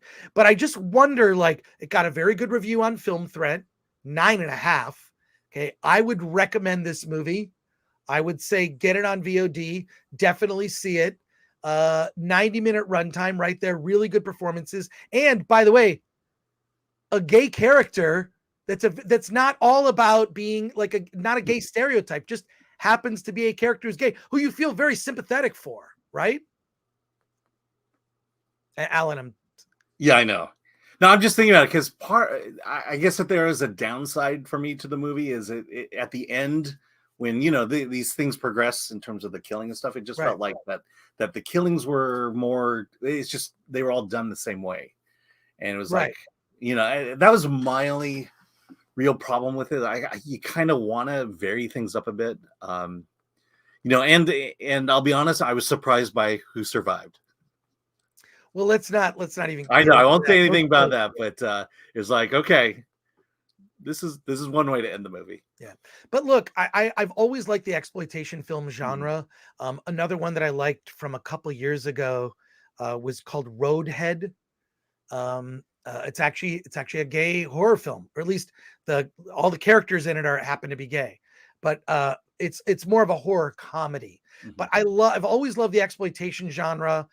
Everything from like one of my favorites, Faster Pussycat Kill Kill, directed by Russ Meyer. You've seen that, Alan? I've not seen that one. No. You're kidding. I've not. You've not seen? Well, I mean, I just started like kind of getting into, because I got the Focus feature. I'm sorry, the Full Moon subscription. So I've been kind of going through those, and Russ Meyer's appears once in a while there. Also, I think they pulled them though. The Full Moon has an app where you get like, one of the cool things about the Full Moon app is you get a lot of exploitation movies. Yeah. Not this one in particular, but a lot of the Euro exploitation, a lot of the 70s exploitation. Yeah. And it's very exploitative. Well, a lot of those are Italian exploitation movies. So they're great but here's my concern, and this is my question to you, something to think about. Can you make an exploitation movie today? I mean, this movie does, and does it very well. And it feels a bit like a time capsule, but it's set present day. But I wonder that a lot of the small indie movies that we cover are just not in the awareness of, say, people who might object to a film like this. Does that make sense? Yeah, I mean, all the exploitation films we get, and we get a lot, are at the indie level. Yeah, and these guys raise the money themselves. And you're seeing that diversity in terms of gay exploitation, female-led exploitation. But I a big studio doing it. I guess X would be the closest thing that we've seen lately to a truly high-budget exploitation film. Yeah, I just wonder though that, because I feel like almost any scene from Candyland you could put in another movie and people would be complaining about it. And what maybe this is like I don't know, a silver lining, is that a lot of these small indie movies kind of fly under the radar. And it's my whole argument of like, well, if Hollywood is bad, watch something else. And that's why, that's part of the reason that Film Threat exists, is to point you in another direction and say, because look, we also, to be clear, we get a lot of indie movies that are not great that we don't talk about, right? Yeah. Alan, that was a very knowing smile. Yeah. Yeah. I mean, there are times where I just have to tell a filmmaker, we just couldn't get someone to like it. Well, sometimes I'll talk to filmmakers that like ask me for advice, and I'll have seen their movie and I'll just say, you should just make another movie. Yeah. Don't even send this out for review. Yeah. Just go learn lessons from this movie and make your next movie. Exactly.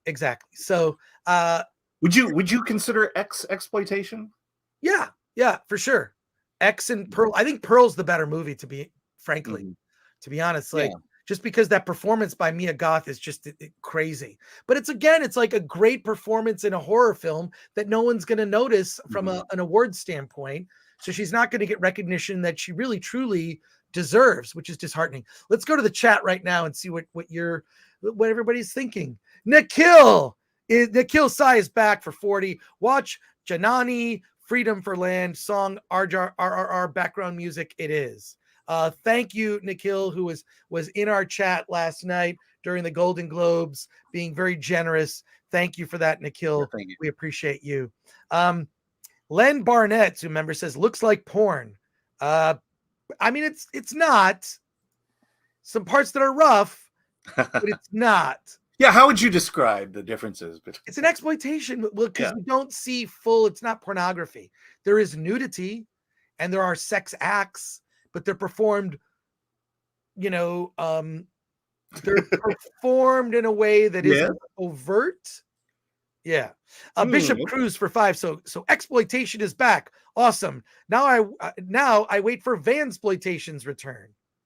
Okay. Well, there is a van in this movie. Don't want to spoil it.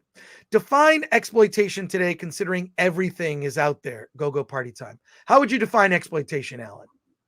Exploitation, gratuitous. The movie is about the sex. The movie is about the violence and the murder and the killing. I hope Glenn was paying attention. The mispronunciation of gratuitousness, I really want to see. There you go. Okay. I'll make a great video. Hey, holy hand grenades. Haven't seen you in a while. Sex, murder, art. Exactly. Let's see. Bass player 2011. I don't think so. The last real attempt at a major exploitation film was the Grindhouse double feature, and it flopped. Here's what I'll say on that. Is that you need to scale the movie for the audience. Mm-hmm. RRR, I think, is a movie that it has very broad appeal, right? Candyland is not a broad appeal movie. Yeah. It is a narrow appeal. People who like horror, people who like exploitation, people who maybe like retro movies. So Candyland is made budget-wise for exactly the amount where it's actually going to make money. Whereas Grindhouse double feature flopped because they just went way over budget on that. I feel like the budget far exceeded the potential audience, but I'd love to revisit it. I have not seen that that movie in years. I'd love to revisit it and see if it holds up. Brock Samsonite, but if they don't have gay sex on screen, how do we, the audience, know they are gay? Sarcasm. It sucks that Did Grindhouse have nudity in it? That's what I don't remember it really having that. I mean, it was sexy. Yeah, but there was no. I feel like there's almost a desexualization of women in films these days, where people have a problem with women being sexy even in a movie. So, which is, I don't know. How about I find people are attracted to sexiness for some reason. Men or women, have both, Yeah, people pay money to see those things, and something to think about. Yeah, 100% something to think about. So. Boobs and peepees. That's interesting. Did you notice that the same person, here, boobs and peepees. Andrew Wordna says, like it's an actual attempt to do a good exploitation film, not, oh, look at me, I make hip exploitation films. Yeah, there's nothing in this movie that's particularly trying to be like a message. It's like there are characters that you're rooting for, characters that are awful and horrible, and there's some creepy sequences. But yeah, there's no overt messaging here. Ken Bogus says, Guinevere Turner, didn't she make American Psycho? No, she wrote the screenplay for American Psycho. Or one of the co-screenwriters, if I recall correctly. I saw that at Sundance, and God, why am I spacing on the director's name for American Psycho? Let me. Yeah, she co-wrote the screenplay, and I believe she's also in it in a small role. She has a brief role in it as well. I've just always liked anything she's affiliated with. CD Stein 69. Chris, did you go to the grocery store in your tux after? Yeah, she wrote. I did not. You know what I might do? I'll do that during the Oscars. You know what I'll do? I'll get a fake looking, almost looks like a real Oscar, like an Oscar, and I'll go and I'll just hug random people, and then I'll get arrested for assault. Oh, not to spoil it, but you should do that. You should film that early, and we'll use that as the intro. And then here you go. Ken Bogus says Candyland is about 4 white women. Rage ensues. Just kidding, Alan. Yeah, there wasn't like, I mean, it's the, I didn't even think about that. I didn't think about that they, you know, it's just whatever. I know you hate, you don't want to spoil this. There's a lot of joy and fun in this. Yeah. Matthew Murphy says, can we get Chutes and Ladders horror? I don't know. I don't know that we can. I don't know that we can. Thank you for your comments. Now we're pivoting. And he's playing off Candyland. What's that? He's playing off the title Candyland. Yes, I know. Chutes and Ladders. You know, there is you got to look this up on Instagram. And I hired this guy to do the poster. You know what? I'll just show you. So the artist who did the poster for Attack of the Dock, I hired this guy. I'm just going to show it to you. I'll share screen here. Let's see. Just going to go to this. Hang on for a second. So this guy did as a exercise, this guy put together a series of movie posters based on popular children's board games. Like Don't Break the Ice, Hungry Hungry Hippo, Chutes and Ladders, Candyland, but he did them as if they were all horror movies. I saw this guy. I found him on Instagram. God, I have to find him. And I was like, oh my God, I love your poster. It's just artwork. It's digital art. And he did like, what would it be like if, because Hollywood's out of ideas, what if they did Hungry Hungry Hippo? Alan, can you look it up? Hungry Hungry Hippo, Chutes and Ladders as a horror film. I love this guy's art so much. I hired him to do the poster for the movie that I'm making. Well, I mean, it's made. We're prepping the release, working on the Blu-ray. Attack of the Dock, which will be coming out in April. So I love your art. Can you just do, would you do a poster for me that's a conceptual poster? I like conceptual posters. So, and there's a lot of Easter eggs in that poster for Attack of the Dock. But his name is Justin. Dang. Do you guys mind if I just look it up? I'm going to look it up. Yeah. And I'll find him. My apologies here. Alan, why don't you read some chats while I look this up? Sorry. Is this the Hungry Hungry Hippos poster? Let me see. Can you share it? Share screen. It's up there now. Yes. Yeah. Yes. So that's one of many. Who's the artist? Can you find his name? Is Justin? Yeah, let me see. I got to search my. Okay, cool. I'll pull it down just in case something horrible shows up. Oh, his company is 1126 Studio, and it's Justin Bryant. Look up 1126 Art Studio on Instagram. You'll find it. I mean, you probably need to scroll through the Instagram. So he did these like series of weird, like children's board games as horror movies, because inevitably this is going to happen. This is how cheesy this is. But there you go.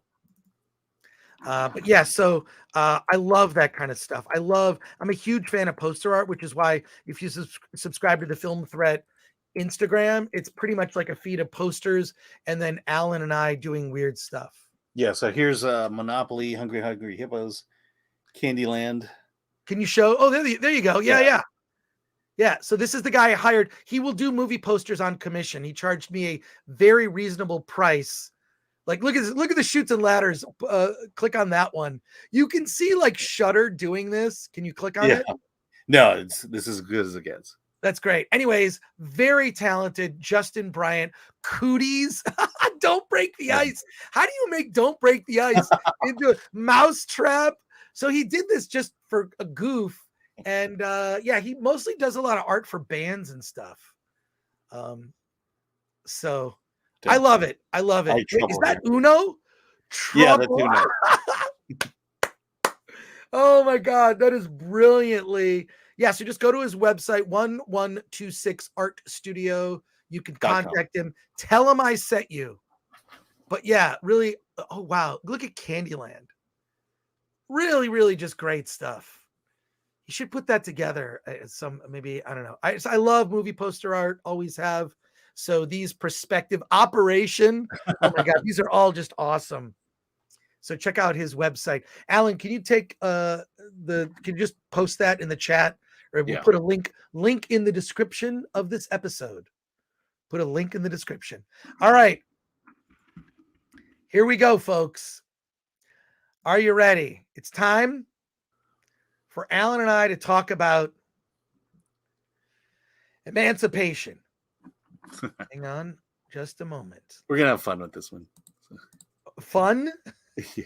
Because I think we have two different opinions about it. Okay. Let's do it.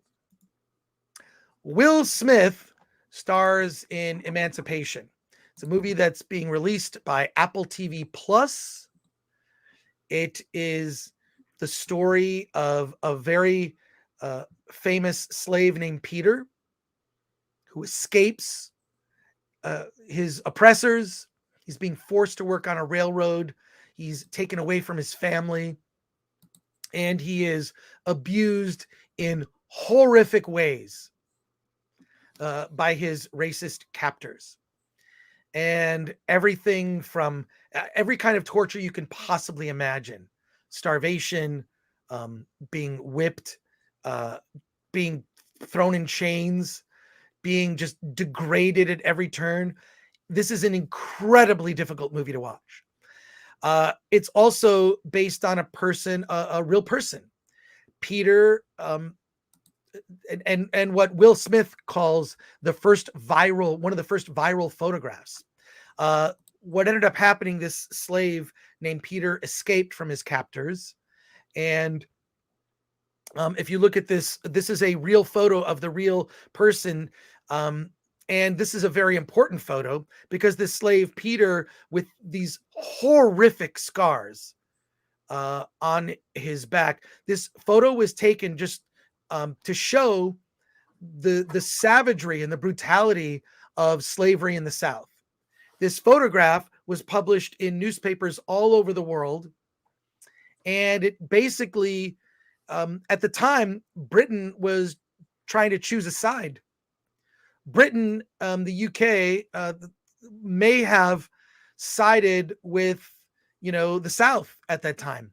But once this photo was released and in newspapers all over across Europe, that changed the tide of the war. It changed people's opinions about what was being fought over. So it's very famous. Now, the events of the actual film Emancipation are an elaboration, an expansion upon the real man, Peter. But it's interesting what an important historical event this was. The fact that this photograph was taken, turned the tide in the war, and what this person in real life actually suffered. It is a brutal film to watch. This is a movie that's like a, it's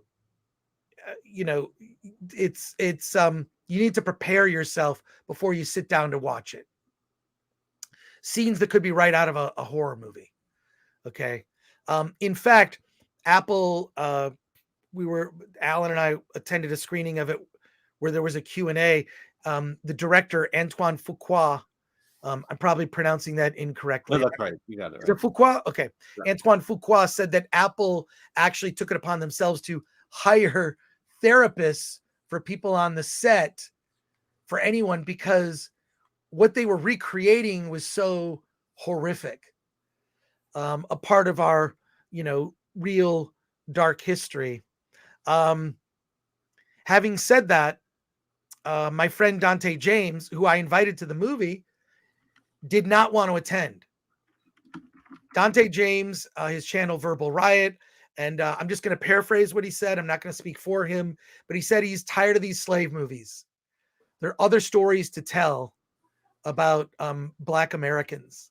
And I tend to agree. I feel like Hollywood has a weird obsession with telling a certain type of story. Like it repeats over and over again. Not that this film shouldn't be made, but what I'm saying is, and this is clearly, this movie is meant to win Oscars.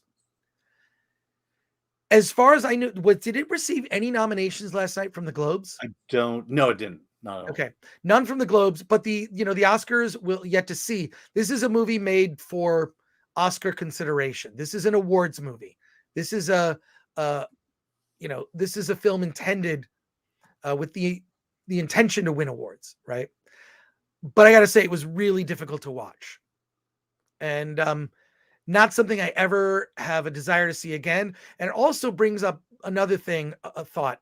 When I see something like that, a movie like this, I'd almost rather see a documentary about the real person than the recreation. Now, I mean, look, you could make an entire movie about that photograph. You could make, I just prefer documentaries that are well-researched and factually accurate documentaries, and something about that photo. I would have rather seen something like that than watch this film and live that experience. Alan, what did you think of Emancipation? Yeah, so I will say I judge films based on what's thrown up on the screen. So, yeah, maybe there are too many slave movies, but at the same time, I've got to talk about this movie.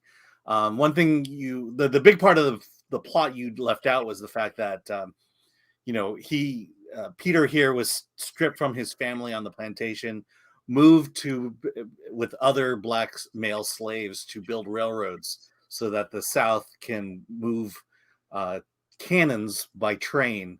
And so it was the slaves who then were building basically the weapons of mass destruction of that time. Yeah. And so that's what he was doing. They were pulling him out. They ripped him from his family. And that's the whole motivation of this story now, is for him to get back. And at one point, Peter leads a rebellion, and him and 3 other slaves run off together. And that's the bulk of the movie, is this chase, this cat and mouse chase. And then midway through, when you think the story's over, it then becomes Saving Private Ryan, where it's, where these now emancipated or captured slaves from the North are now told, you could stay where you are, or you could help fight the war. And then Peter gets involved in the North, and it takes on a very grand scale battle, Civil War battle, that I've not seen in a long time in films. In terms of this is how things are shot. What was it? Not something like Glory. Yeah, I mean it's Saving Private Ryan at that point. So you have 2 films here, and I will say it's a very deep and reflective film. It's a violent film. You mentioned the horror of it, and just the just his adventure in escaping, because he is being chased by Ben Foster's character. The one real big positive I'll take about this is the religious aspect of it. Peter is a man of faith. He is a man who sees spiritual freedom versus his actual bonds of slavery. And there's a moment in the film where he talks with a slave who has been recaptured, branded, chained to the floor, and they have this discussion of why does he believe in God. And so there's that motivation of knowing that one day God may free him, and that he will one day be with his family. And I really like that aspect of the film. But yeah, it is a brutal film to watch. It's like watching Schindler's List. It's something that you watch once and you're gonna have a hard time wanting to see it again. Yeah, but to me, it was pretty powerful. And Schindler's List, a movie that you're not going to watch that movie for the nudity. Let me just say that. But Schindler's List also was the only time, and it aired on network television, unedited, which I don't know. Yeah, I'm just pointing out it's the only time that full frontal nudity ever occurred on network television, was when they aired that. Emancipation. I'm surprised the Rotten Tomatoes score 45% from critics, 55% audience score. Not much of a difference there. Audience liking it a little bit better. I think a lot of that having to do with a lot of people's, a lot of people like Will Smith, in spite of slap or whatever you think. I think he's also a likable person who had a very dark moment that night. A discussion for another time, but but from that Q&A, you really get a sense of a guy who, he's kind of on the cusp of trying to figure his life out, and you feel like he's almost there, but he's got his bright moments, but he's an interesting guy to listen to. But in any case, this is a movie that if you really want to be fully informed and see all the potential Oscar nominees out there, because that's the thing that could turn the tide. This is something to see, but this would come with probably a recommendation with a warning. I look at this and I'm like, this is fascinating. Actually, I found the Q&A more interesting than the film, because expanding upon some of the ideas in the film and from some of the real history, I'm like, well, that's a documentary. So when I look at this and like, okay, is this a story that needs to be told in this way? Right. And I feel like this is a story better told with a documentary, with the real facts, because the filmmakers did fully admit, and I actually don't have a problem with the fact that they did this, that they made a sort of fictional story of this person, Peter, his life. Yeah, which is probably why you can't make a documentary, because how many experts are there on the life of a single slave? And they did recreate. There was an attempt to recreate that infamous photograph. So, look. Is this part of Will Smith's comeback? I don't think this movie is going to be it. I mean, this is, and I'm surprised Apple even released this film. It's fairly timeless. The one big criticism that people I've heard people say about the movie is the fact that it looks like it was shot in black and white. It's not black and white. It's desaturated. It's desaturated. Exactly. So I actually thought that was great. Yeah. I mean, it was interesting. Great.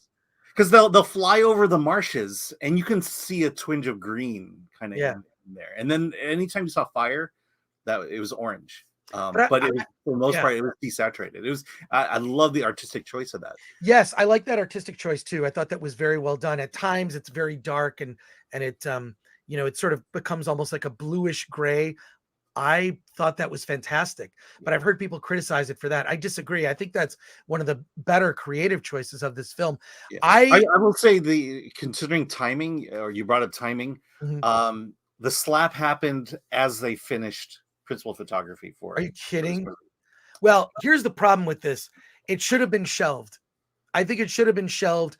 Let the controversy of Will Smith, let that play out over the next couple of years. I think Eddie Murphy did a huge favor for Will Smith last night at the Golden Globes, basically making a joke about that event. It was the biggest laugh of the evening. And it was something to kind of release the tension, because we had this horrible host. And I want to talk about that as we close out. Plus, we have that slap looming over us for almost a year now. Exactly. It's I really, if it were up to, here's the problem is you spend tens of millions of dollars on a movie, you're not going to sit on it. It needs to play out. You need to, banks and companies and people with monetary interests are involved. What would have been best with this film is hold it for 2 years and release it then. Hold it for another year. To release it so quickly, here it is. It's out like 8 months after the Oscars. In November? Plus, it's an Apple Plus, so it was never going to go to the theaters anyway. Well, this movie should have been released in theaters. It should have been. It should have been. We were fortunate to see it in the theater. I think the problem, they should have sat on this film and released it at another time. And I don't know the reasons for wanting to release it now, but this movie is obviously it's going to do no business at the box office. It's not going to be a reason. I'm signing up for Apple TV Plus to see Emancipation. I don't think that's going to happen. So this is going to be one of those lost films that 2 months from now, you're going to mention this movie and no one's going to remember it. And I'm sorry to say that. I'm sorry. Unfortunately, Apple Plus, that's the track record. I mean, except for Ted Lasso, right? Who really talks about what comes out of Apple Plus. Well, they've been putting out some decent things. The Yeah, but problem, we're not talking about it. That's the thing. that's exactly right. And there's also some terrible things like that. What was that Hillary Clinton show with her daughter? The Hillary Clinton show. She goes out and it's like, Yeah. I just saw the trailer for it, and it looks Yeah. It's like I'd rather watch Harry and Meghan. Yeah. But let's go to your chat comments and questions here. But I want to read something really quickly. We're going to wrap it up mostly on time, mostly. But I want to read a comment here about last night's event from David Poland. I brought him up last night. David Poland is someone I have known since, oh my God, since the late 90s. He is a writer who writes about the industry. You probably, and while he does write reviews, it's more of a review by analysis of the industry, how well it's going to perform box office wise. He has his own media outlet called The Hot Button. Maybe you could bring that up on screen, Alan. David Poland, The Hot Button. I have known David for more than 2 decades. When I did a TV show called the New Movie Show for FX, he was one of the guests on the show. He's one of the guests on the show. It's how I got to know him. And then I followed his work for years. So he does this. It's a free email newsletter on a Substack. You can pay to support it. But David's also a controversial. Did you find it yet? No. He's also, some consider him a controversial. Just look up David Poland, The Hot Button, Substack. You'll find it. Anyways, or THB. He calls it THB. So it's a daily Substack, or when important news breaks, there'll be a couple updates a day. He writes about the industry from I would say, an analytical and philosophical standpoint. And I think he's one of the better minds out there. I don't necessarily line up with him on everything, but who does? Who does? But I've always enjoyed talking to David, some of the smartest commentary out there, much smarter than myself. But there's a paragraph out of his latest update today that is about the host of the show. And I just want to read this, and then I recommend that you check out his Substack. Did you find it? Yeah, it's right there. But I don't subscribe, so I can't get in. Oh, okay, cool. Well, you can subscribe for free, but you have to log it, whatever. Yeah, I'm not putting my credit card up. Put the link in the description. But he says here regarding the Golden Globes, the answer to the Golden Globes, as with pretty much all award shows, is the talent.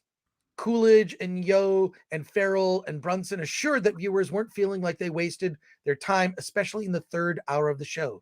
Gerard Carmichael will be best remembered for freaking everyone the hell out in his opening monologue, pacing the stage like a leopard in a cage, telling truths that no one of any color, gender, or ethnicity was sure they wanted to laugh at, closing with an uncomfortable ambivalence about how Hollywood deserves to enjoy itself at an award show of unknown value. And later, going after Tom Cruise for his faith, whether we consider Scientology legitimate or not, using the name of a woman who may have been murdered by her husband, who leads the organization, and semi-outing Will Smith regarding his sexual preference. Both jokes would have brought a hail of anger were it not for the fact that Carmichael's angle on both jokes left people unsure if he was actually being as brutal as he was. That, and people are comfy with mocking Scientology and Will Smith right now. He goes on. I don't want to read the whole thing, but I strongly recommend this. Recommend David's column and subscribe to his email newsletter and check that out. You can also go to filmthreat.com/newsletter, or is it news? What is our newsletter thing, Alan? Yeah, let me find out. I think we even have. It's been a while since I've subscribed. What's that? It's been a while since I've subscribed to our newsletter. In any case, I like to get different points of view. David is someone I don't agree with. Maybe half the time I don't agree with him, but he's got very interesting, well thought out takes. And that just sort of struck me as like, look, a lot of people are noticing that almost every turn he just sort of used Gerard Carmichael used his hosting gig as an opportunity to just go after people, including that sort of got by me. It's like a lot of jokes, they sort of fly by quick. And also when we were doing the live stream, I'm half paying attention to you guys on the stream, I'm paying attention to the chat, and then I'm sort of half watching the show. But that the joke about Will Smith's sexuality got by me, which is weird. So I have no desire actually to watch the Golden Globes again, but worth checking out. And I think it's always important to get many points of view. Wouldn't you agree, Alan? Yes, I would. Yeah, his, having watched Deconstructing Karen a while ago, there's something that happens when you're able to stand up in the front of the room and be the super victim. He talks about just all the problems of the Hollywood foreign press and how they brought him on, and now he sort of takes this superiority attitude all of a sudden. And that's exactly what happens in Deconstructing Karen. Here's the lone black woman in a room full of white women, and everyone's looking up to her to be, the word, be all end all word on racism. And that's kind of how I believe he was setting himself up to be in that opening monologue, that I am now criticism proof. And every time I say something maybe funny, everyone here needs to laugh, and there's some great power that comes with that. And some great ego stroking and narcissism that comes with all of that. And I just found it just so off-putting at that point. Yeah. Let's go to your chat comments and questions here. Ryan Landis, Chris, when you're in the tux at the store, give out autographs whether people ask or not. Oh, he does. I might do that. I might just do. Yeah, I might do it. And then Ryan goes on to say, I couldn't get past the trailer of Emancipation. It reminded me of the ridiculous trailers in Tropic Thunder. Atomizer, Will Smith needed pity points after assaulting Chris Rock. Joshua Page, it's always those French directors, man, Raw and Titane. Yeah, well, there you go. Denny Wright, why would we want to watch torture? For torture inception? Well, I'm not, torture porn is like also even a genre that of like horror films. I do not like that kind of movie. Yeah, Saw would be the better example of torture. Saw might be, more popular example, but that's about solving puzzles. There's more layers to it, but I'm not a fan of that type of horror. Denny goes on to say, yeah, we get it. Slavery sucks. Brock Samsonite says Will Smith's timing is impeccable. He waited until he had his hardest to watch movie coming out for him to slap Chris and lose all his public credit. Lol. Bill S. Preston Esquire says, didn't South Park cover this with The Passion of the Christ? You can't make a snuff film. Yeah. Lord Thoth says, I refuse to watch any Will Smith movies. And Patrick Lemire, Dante isn't a victim. Yeah, Dante thinks differently. Let's just say that. And I won't speak for Dante. I'll let Dante speak for himself. Subscribe to Dante's channel at Verbal Riot. Tom Siebert, Antoine Fuqua is one of the most overrated directors in Hollywood. He's cold, distancing, not an engaging filmmaker. Even his hailed movies I've not liked much. There you are. Special Agent Bill Maxwell, that score doesn't seem based entirely on the movie. Seems unprofessional of the critics. Well, those are the critic scores. Ryan Landis, Apple making a movie about human injustice is like Volkswagen making a movie about an evil dictator. Just odd. Yes, I just listened to an interview on the Joe Rogan show, and I forget the guest's name, but it was about cobalt mining. Cobalt, which is in batteries in cars, which is in all of our mobile devices.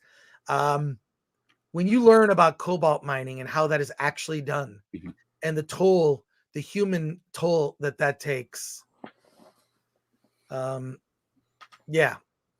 So there you go. That's why it's like when I see these movies about slavery in the past, I'm like, yeah, but what about now? Yeah. That's the thing I want to like say. I always want to like go back with, but yeah, we got that, I mean, look, and I'm not going to say everything's perfect, but people aren't doing that kind of stuff. But what about now in other places around the world? Yeah, it still happens. I'm trying to find it here. But I think it's, yeah, but slavery is still going on in Africa, especially in the small communities where parents are literally selling their children off for money, and these children now have to work for their master for years to pay off that debt. Amanda Nowicki says, speaking of the slap that like button, subscribe to the channel if you're not subscribed. Oh, wow. That was highly inappropriate, but thank you, Amanda, for that reminder. Shame on you. Brock Sanson, let's be honest. If Will didn't slap Chris last year, none of us would have even heard about this movie. It's on Apple TV after all. Patrick Lemire, desaturated equals authentic, Saving Private Ryan. And Super Omnicron says it's a film that's difficult to watch, intended to win an Oscar. Rather than getting people to talk to each other, it has them feel uncomfortable with each other, shrug shoulders. Yes, okay, your point here, Super Omnicron. We should just talk to each other. Stop making things so uncomfortable. Stop making things uncomfortable as a way to sort of gain leverage in a conversation. Because I feel like I can't speak my mind and say what I'd really like to say. But truthfully, the only change can really, I believe, come from within. Right? And the way, I don't know. What are your thoughts, Alan? I just feel like you're right. It's like, it's thank you, Super Omnicron, for that comment. I mean, being a better person means, having your values challenged, having your ideas challenged, and it either strengthens what you believe or it gets you to think about what you believe in a different way. And that's how we come to basically becoming better people and a better society. Right. But right now we're just shutting people down. I'm right, you're evil. That's how we debate nowadays. I just sift through positive messages, and there are very few of them.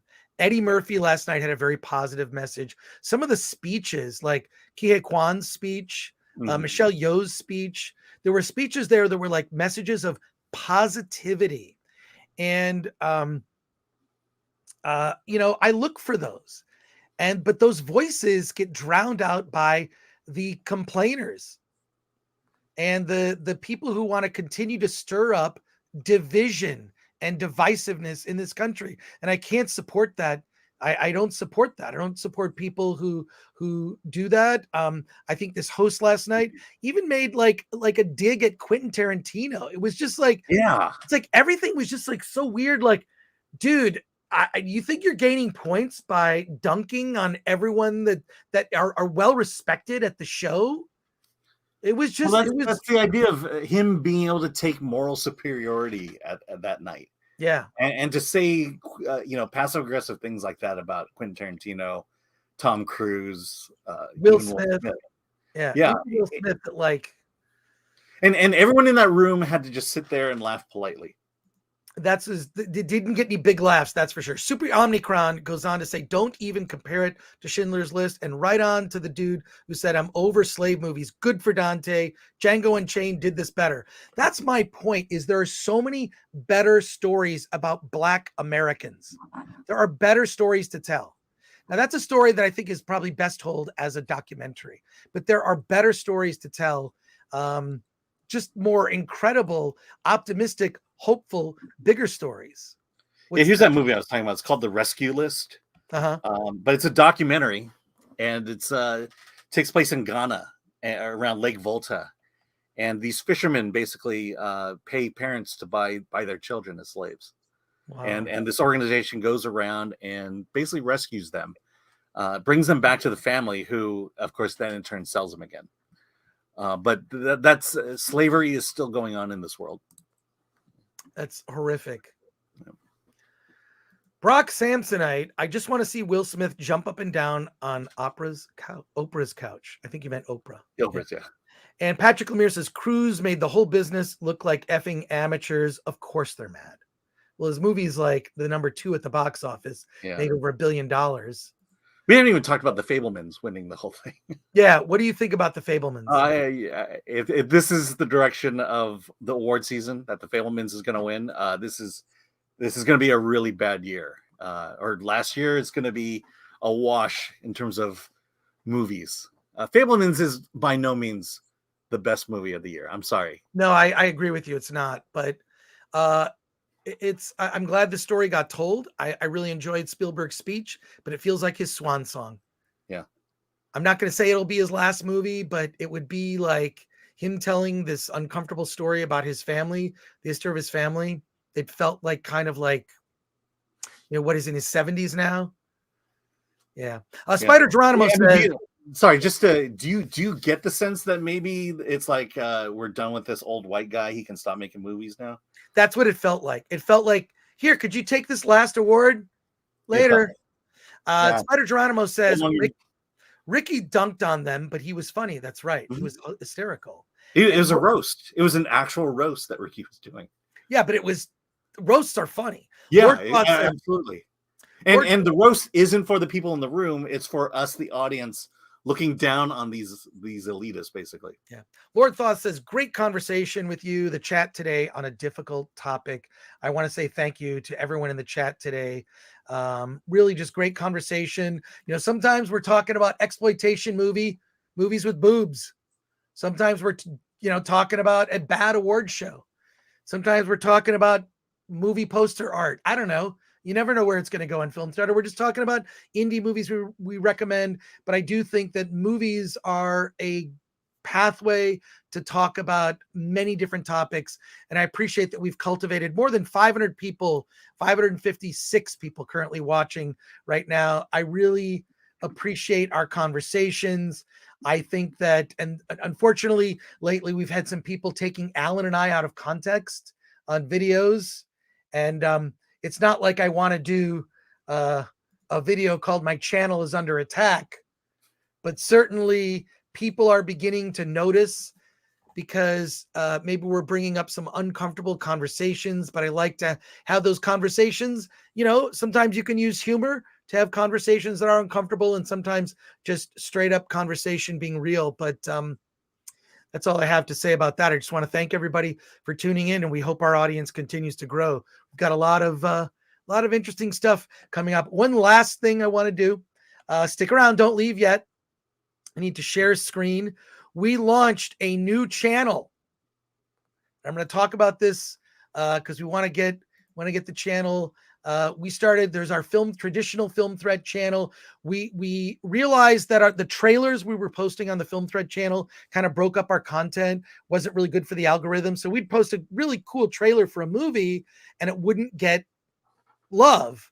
We get like 100 views, couple hundred views. So the main Film Thread channel is going to be for live streams and reviews. And we're going to spin off 2 more channels. One channel is going to be specifically trailers, and we're going to spin off another channel for interviews eventually. So if you subscribe to those channels, what do you want? Weird movie trailers. And my buddy Ryan O'Donnell is running the Film Thread Trailers channel. We just launched.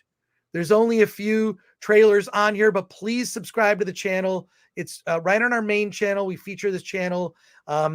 It's Film Threat Trailers, and we debuted with an exclusive Angela Mao in Lady. What is this? Angela Mao in Lady Whirlwind and Hapkido from Arrow Video. I love Arrow Video. They do great stuff. I'll show a little bit of this trailer. Can we get away with showing this? I mean, it is from our channel. Yeah, keep the sound down. It's from our channel. Should I keep the sound down? Yeah. Is that going to hit us? It's still a copyright. All right, here we go. All right, well, look. It's so great. It's dubbed. But check it out. Oh my God, it's so good, this trailer. Oh yeah. Yeah. That takes me back. Arrow Video puts out some just great stuff. Yeah, I like that. This is what I call strong female. Yeah, Huang Fang. Director Huang Fang. This is a new movie, or is this a... No, this is an older film that's being released. Arrow does these things. There's one thing. I don't want to play the whole thing. Yeah. Oh my God. Oh my God. Deadly double bill. All right, there we go. Check out the whole trailer on the channel. It's awesome. We really want to begin to bring you more indie film trailers. We might post some big ones on there just so that we can get the views, but we have a Film Thread trailers channel is going to be, mixed with mainstream stuff we can get away with posting. I want to be able to feature some indie film trailers as well for like small movies. So there you go. Final few comments here. Willie the Monkey King's music channel of doom. Someone is taking Big Pimp Gore and Big D Allen out of context. F them. I agree. That's right. And Toxic Walt 8 said they should do a sequel to Kung Pao Enter the Fist. Yeah, I would love that. I would love it. So that wraps it up for us. Alan, what do you want to plug anything? Support us? We have get your merch at shop.filmthread.com. All our shirts secure nudity. There you go. Visit filmthread.com for our reviews. We've got Sundance coming up in I believe it's next week, next Thursday. So it's the next Thursday. And then also the Critics' Choice Awards coming up this Sunday on the CW. I believe that's at 5:00. Cool. And if you're a filmmaker, you can get your movie reviewed. Just go to filmthread.com. On the upper right corner, there's a thing that says Filmmakers Submit, and you could submit your project to Film Thread. Just go to filmthread.com/submit-project. Send us your project. We'll review anything. And by we, I mean Alan will review anything. Yeah. So there you go. You will literally review anything. And that wraps it up for us. Thank you so much. And thank you everyone, not just for today, but also for last night. You made the Golden Globes tolerable. Let me just say that. So Alan, what do you got to say? Let's get out of here.